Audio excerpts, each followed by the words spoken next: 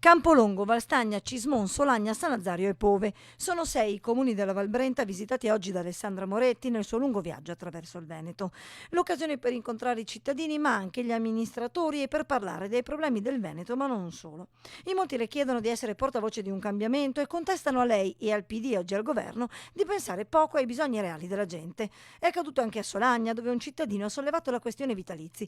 Pensate solo ai vostri stipendi, è stato detto, senza preoccuparvi di chi è costretto a vivere con 1.000 euro al mese. Qualcuno del mio partito si è arrabbiato quando io ho detto che mi sarei dimessa dal Parlamento europeo, perché ho creato un precedente.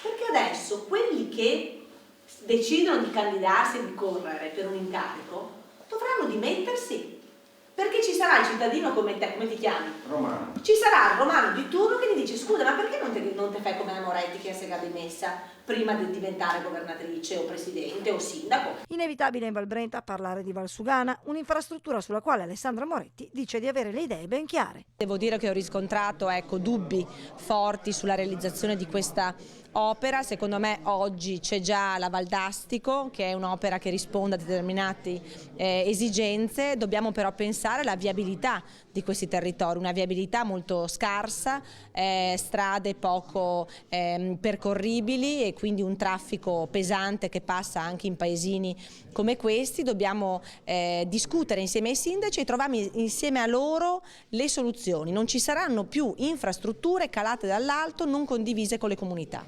Alessandra Moretti domani è governatore del Veneto, la Valsugana non si va più?